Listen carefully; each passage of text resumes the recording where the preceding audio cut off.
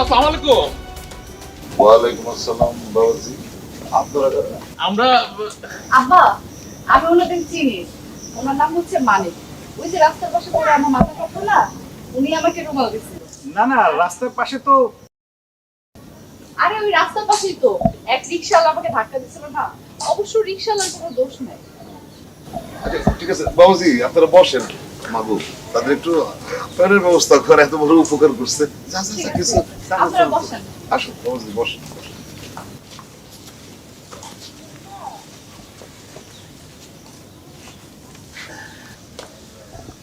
তা বাবাজিরা, আপনারা কি মনে কইরা? চাচা, আমরা আসলে আপনার কাছে আইছি একটা জরুরি বিষয় নিয়ে একটু কথা কইতে। কি বিষয় বাবাজি বলেন? চাচা, ওই তো আমার বন্ধু, ও আসলে আপনার মেয়েরে পছন্দ করে। আপনার মেয়ের সাথে আমাদের আগেও দেখা হয়েছিল, তো ও চাইতেছিল আপনার মেয়েরে বিয়ে করতে। আপনার যদি কোনো আপত্তি না থাকে তাইলে আমরা কি বলেন আপনি? আমরা তো আমার সাহস তো কম না। আপনার বিয়ের প্রস্তাব দিছি, খারাপ কিছু তো বলিনি বোন। আপনি উঠুন, বের হন এখান থেকে। আপনি রাগ করছেন কেন? আমি সত্যি সত্যি আপনাকে বিয়ে করতে চাই। আপনার সাহস তো কম না। আপনি আমার বান্ধবীকে বিয়ের প্রস্তাব দিয়ে আবার এসেছেন আমাকেও বিয়ের প্রস্তাব দিতে। কি মনে করেছেন রাস্তায় একটা মেয়ের সাথে 2 মিনিট কথা বলে তাকে বিয়ের প্রস্তাব দিতে হবে? আপনি আমাকে ভুল বুঝছেন। আমি তো কিছুই বুঝতেছি না। চাচা, সবই বুঝতে পারবেন, আপনি একটু আমার সাথে আসেন, আমি আপনার বুঝিয়ে বলতেছি। আসেন তো। আসেন চাচা। আপনার ধারণা কিভাবে হলো আমি আপনাকে বিয়ে করব, যেখানে আমার বান্ধবী আপনাকে রিজেক্ট করে দিয়েছে? আপনার বান্ধবী রিজেক্ট করেছে বলেই তো আমি আপনার কাছে আসছি। দেখুন, আমি তো আর আপনাকে প্রেমের প্রস্তাব দেইনি, আমি আপনাকে বিয়ের প্রস্তাব দিয়েছি। আর কাউকে না কাউকে তো বিয়ে করতেই হবে। আপনাকে বিয়ে করলে দোষ কোথায়? আর আপনার যদি আমার এই চেহারা নিয়ে সমস্যা থাকে তাহলে অন্য ব্যাপার। আমি তো আপনাকে আগেই বলেছি আমি মানুষের উপর থেকে বিবেচনা করি না। আর এমনিতেও আমি ছোটবেলা থেকে ক্লাসে ফার্স্ট হই দেখে ওর অনেক কথাবার্তা আমার শুনতে হতো। এখন ওর রিজেক্ট করা পাত্রকে যদি আমি বিয়ে করি, ও কি বলতে পারে সেটা আপনার ধারণাও নেই। আর আমার বান্ধবীর রিজেক্ট করা পাত্রকে আমি বিয়ে করতে পারবো না। ডালিয়া, আপনাকে আমার ভালো লেগেছে। আমি জীবনে কখনো আমি আপনাকে কষ্ট দিব না। প্লিজ আপনি আমাকে ফিরিয়ে দিয়েন না। কিন্তু আপনাকে আমার ভালো লাগেনি। আমি আপনাকে আলাদা ভেবেছিলাম, কিন্তু আপনিও দেখি সবার মতো কথা নাই বার্তা নাই হুট করে বাড়িতে চলে এসেছেন বিয়ের প্রস্তাব নিয়ে। আমি আপনাকে বিয়ে করতে পারবো না। আপনি এক্ষুনি এই বাড়ি থেকে বের হন। আচ্ছা ঠিক আছে, যাচ্ছি। তবে হ্যাঁ, একটা কথা বলে যাই, বিয়ে করার সিদ্ধান্ত যেহেতু নিয়েছি, বিয়ে আমি আপনাকেই করব, না হলে কিন্তু চিরকুমার থাকবো।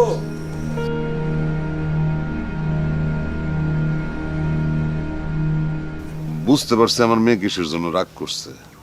আসলে ওর বান্ধবীর বিষয়টা সে বলতে পারেনি। চাচা, আপনি একটু আপনার মেয়েরে বুঝায় বলেন না চাচা। ও যদি বিয়েটা করে খুব ভালো হয় চাচা। আর আমার বন্ধু যে, ও কিন্তু ছেলে খারাপ না, খুব ভালো ছেলে, কালো হইলো মানুষ ভালো চাচা। বাবাজি কি বললো? খুব রাগ করছে। আসলে হয়েছে কি, ওই যে তোমরা আসার একটু আগে আরেক ভদ্রমহিলা আসছিল, তার কথাবার্তা শুনে আমার মেয়ে খুব তখন থেকে রেগে আছে। তোমরা কিছু মনে করো না বাবা। না না কাকা, এটা কি বলেন? আমরা কিছুই মনে করিনি। কাকা, আসি দিলাম না। হ্যাঁ আচ্ছা ঠিক আছে, তোমরা আইসো আবার। আচ্ছা, আমি মায়ের সাথে কথা বলি, দেখি সে কি বলে। জি। আসসালামু আলাইকুম। আসসালামু আলাইকুম চাচা। ওয়ালাইকুম আসসালাম।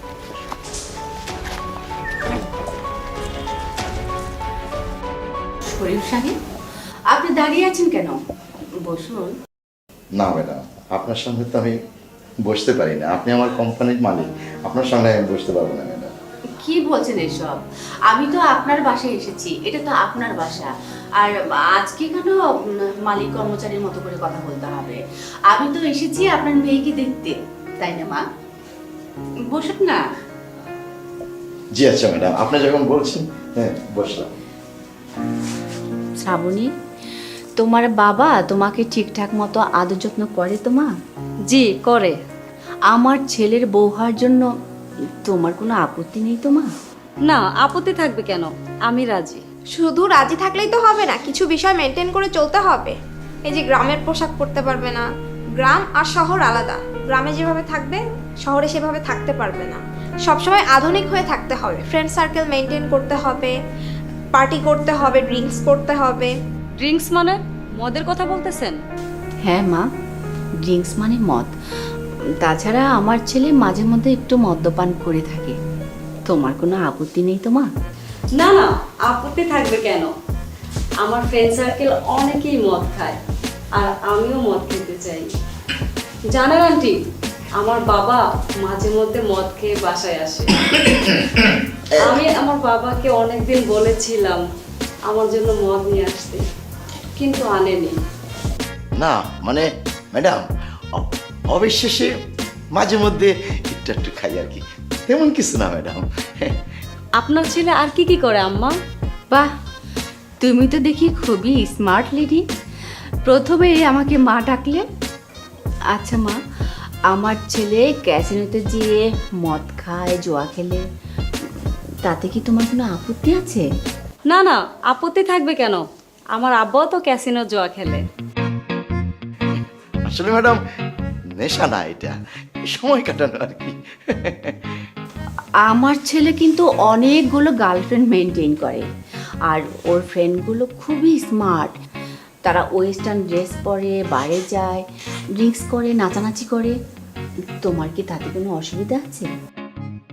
এইবার কিন্তু আমার কথা বলিস না মা, আল্লাহর দোয়াই লাগে যে আমার অনেকগুলা গার্লফ্রেন্ড আমি মেনটেন করি, তাইলে কিন্তু আমার মান সম্মান নিয়ে চাকরি করতে পারবো না। আমিও এখন থেকে ওয়েস্টার্ন ড্রেস পরবো, নাচ শিখবো, আর আপনার ছেলের যতগুলো গার্লফ্রেন্ড থাকবে সবার থেকে বেশি স্মার্ট হওয়ার চেষ্টা করব। ভেরি গুড, তোমার মতো মেয়েই তো আমি খুঁজছি মা। তাহলে ম্যাডাম বিয়ের ডেটটা তাহলে আমি ফাইনাল করে ফেলি। শরীফ সাহেব, ম্যাডাম একটা সিদ্ধান্ত নেওয়ার আগে 2 দিন ভাবে, সেটা কি আপনি জানেন না? হ্যাঁ, তা তো অবশ্যই, তা তো অবশ্যই। তা ম্যাডাম, আমি কি ধরে নিব যে 2 দিন পরে আমি একটা ভালো রেজাল্ট পাচ্ছি? অবশ্যই, রেজাল্ট তো আপনাকে একটা দিবই, তবে আজ না, উঠি আমি। ম্যাডাম, আজকের দিনটা আমাদের বাড়িতে থেকে যান। আত্মীয় হলে তো অনেক দিনই থাকা যাবে, তাই না? মা শ্রাবণী, আমি তোমার জন্য একটা গিফট এনেছিলাম, এই না।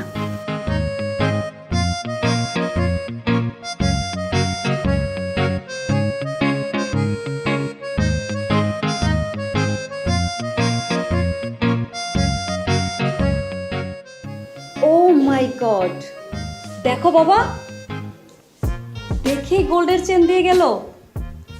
না জানি তাদের কত টাকা পয়সা আছে। আরে কি বলিস মা, কত টাকা মানে? হাজার হাজার কোটি টাকা। মা, একবার যদি তোর সাথে ম্যাডামের ছেলের বিয়ে হয়ে যায়, তাহলে মিল, ফ্যাক্টরি, ব্যাংক ব্যালেন্স, হাজার হাজার কোটি টাকা, ও সব কিছু আমাদের হয়ে যাবে। বাপ বেটি পায়ের পরে পা তুলে আমরা খাবো, রাজার হালে থাকবো, একেবারে মেঘ না চাইতে বৃষ্টি। তাই না বাবা?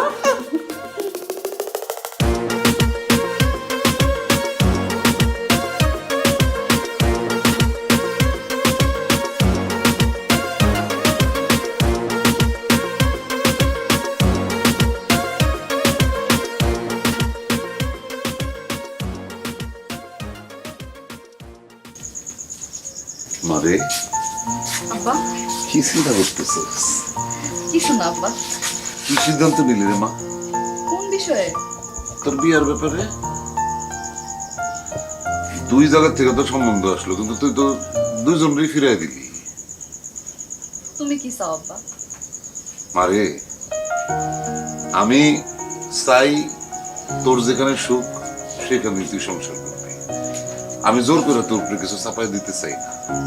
তুই যারে পছন্দ করবি সেখানেই তোর বিয়ে হবে। তবে আমার মনে হয় যে মদখোর ছেলের চেয়ে, মানে ওরকম পয়সাওয়ালা ছেলের চেয়ে গরিব ঘরে বিয়ে হওয়ার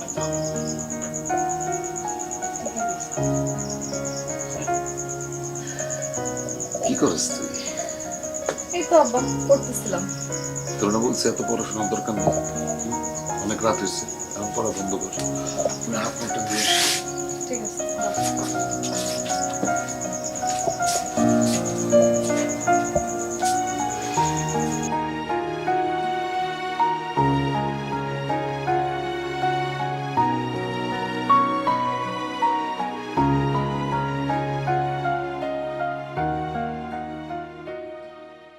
কি ব্যাপার? আমি ওই লোকটারে দেখতেছি কেন? আমি কি পড়তে পড়তে পাগল হয়ে গেলাম, নাকি আবার প্রেমে পড়লাম? আচ্ছা, চোখ মুছে দেখি। আয় হ্যাঁ, এখন তো দেখি না। আব্বা তো মনে হয় ঠিকই বলছিল, বেশি পড়লে মানুষ পাগল হয়ে যায়। আমি আবার পাগল হয়ে যাইতেছি না তো?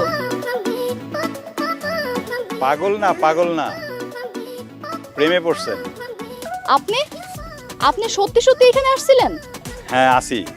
আপনার না বলছি আমি আপনাকে বিয়ে করব না। আরে আমিও তো তাই ভেবেছিলাম, কিন্তু কাল রাত্রে মনে হলো আপনি বোধহয় আমার প্রেমে পড়ছেন, তাই শিওর হওয়ার জন্য আজকে আবার আসলাম। আপনার মাথায় তো দেখি প্রবলেম আছে, ডাক্তার দেখান গিয়ে। কি করব বলেন, আমিও আপনার মতো গরিব মানুষ, যখন তখন ডাক্তারের কাছে যাই না। এটা যখন তখন না, এখন আপনার প্রপারলি ট্রিটমেন্ট দরকার, জানতো? এখন ডাক্তার তো আমার সামনেই দাঁড়ানো, এই ডাক্তার ছাড়া অন্য কোনো ডাক্তার আমার ট্রিটমেন্ট করতে পারবে না। আরে বাবা, কথা তো দেখি ভালোই জানেন। আমি কোনো প্রেমে টেমে পড়ি নাই, আর আপনি ভুলভাল চিন্তা করতেছেন। প্রেমে না পড়লে আমার রুমালটা হাতে বেঁধে ঘুরছেন কেন? কই, আমি কোনো রুমাল হাতে বাঁধি রে, আপনি ভুল দেখতেছেন। আমি ভুল দেখছি না, আপনার চোখ বলছে আপনি প্রেমে পড়ছেন। সাপ সাপ চাপ চাপ চাপ। এই যে মিস ডালিয়া, ভালো না বাসলে জড়াই ধরলেন কেন? আগে সাপ তাড়ান। আরে সাপটাপ কিছু না, আমি মিথ্যা কথা বলছি। তাহলে মিথ্যা বলেন কেন? প্রেম আর যুদ্ধে মিথ্যা বলাটা জায়েজ, তাছাড়া নিজের হবু বউকে জড়াই ধরলে কেমন লাগে সেটাও একটু দেখলাম। আমি আপনাকে বিয়ে করব না, করব না, করব না। ব্যবস্থা নেন। ইয়েস, মিয়া বিবি রাজি, এবার ডাকো কাজী।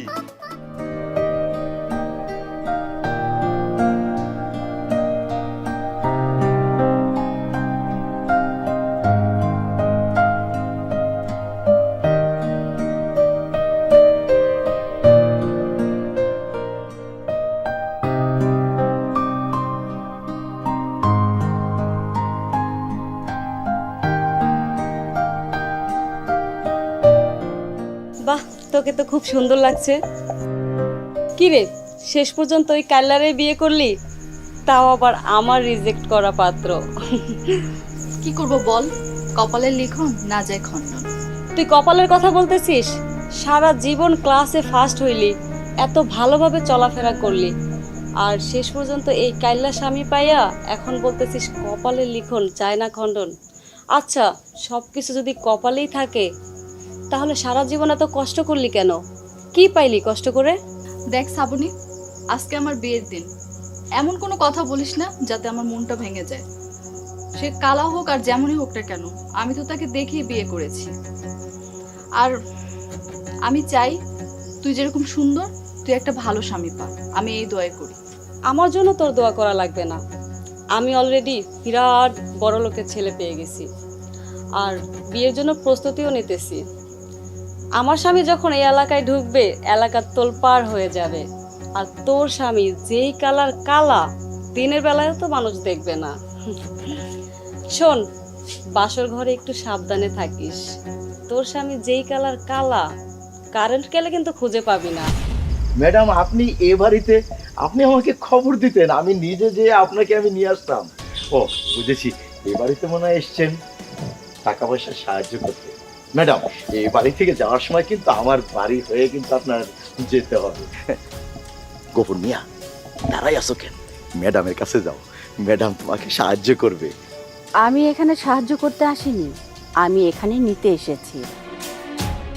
আর তাছাড়া আমি ওনার মেয়েকে আমার ছেলেকে দিয়ে বউ করে ওনার ঘরের লক্ষ্মীকে আমার ঘরে নিয়ে যাব। কি বলতেছেন ম্যাডাম?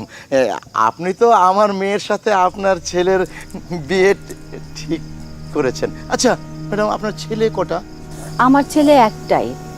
আপনার মেয়ের জন্য আমার ছেলেকে দিয়ে বউ করে আমি নিয়ে যাচ্ছি না, আমি এই বাড়িতেই আত্মীয়তা করব। এইগুলি আপনি কি বলতেছেন? আজকে আমার মেয়ের বিবাহ, আরেকটা ছেলের সাথে, সে একটু পরেই চলে আসবে। দেখেন তো চিনতে পারেন কি না? বাবা আবির।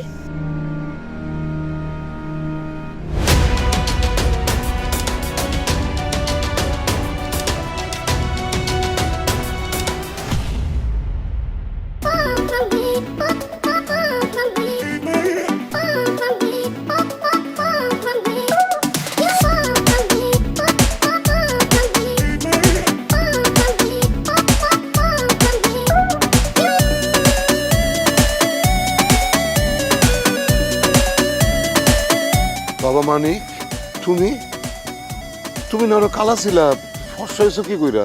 আর তাছাড়া আমার মাথায় কোনো হিসাব ঢুকতেছে না, মিলতেছে না। হিসাব মিলাবার দরকার নাই।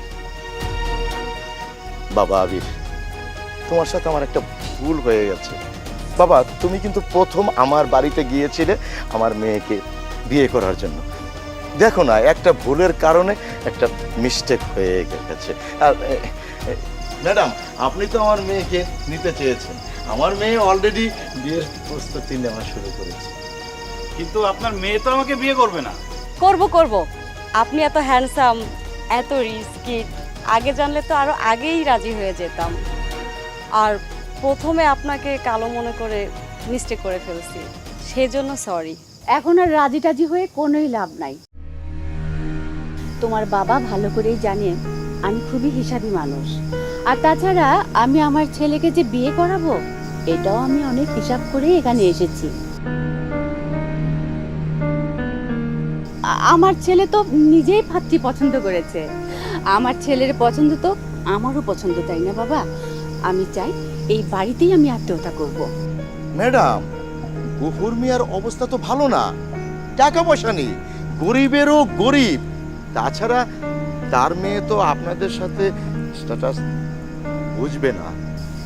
এই মেয়ে না বুঝলে এই গ্রামের কোনো মেয়েই বুঝবে না। তাছাড়া আমি তো আপনার মেয়ে আর ডালিয়ার মধ্যে পার্থক্যটা নিজেই বুঝতে পেরেছি। আয় মা, কাছে আয়।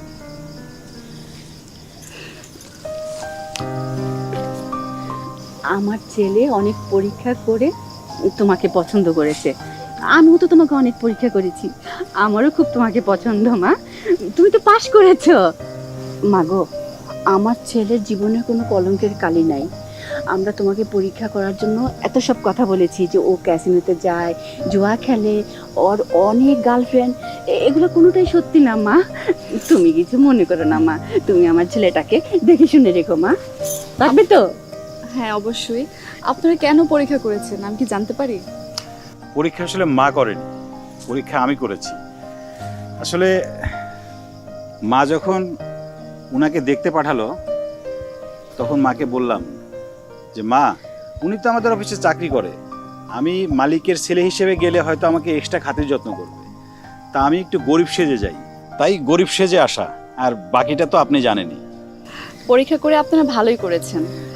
আমার বান্ধবী সবসময় বলতো যে তুই এত সৎ, কখনো প্রেম করিস না, এত সৎ থেকে তুই কি করতে পারবি। এখন আমার বান্ধবী নিশ্চয়ই বুঝতে পারবে যে সৎ থাকলে কেউ ঠকে না। শরীফ সাহেব, গায়ের রং আর টাকা পয়সা কবরে যাবে না, যাবে শুধু ভালো কাজ। এরপর থেকে ভালো কাজের মূল্যায়ন করবেন, আর অন্য কিছুর যদি মূল্যায়ন করেন তাহলে আমাদের কোম্পানি কিন্তু আপনাকে কর্মী হিসেবে আর আমাদের কোম্পানিতে রাখবে না। বিআই, আপনি চলেন তো আমাদের সাথে ঢাকা। আমরা ঢাকায় যেয়ে 5 স্টার হোটেল ভাড়া করে অনেক ধুমধাম করে আমার ছেলেকে আর বোমাকে বিয়ে দিব। আরে চলেন না, চলে চলেন না মা চাচা, আসো। চলেন। বাবা চলো। আসেন।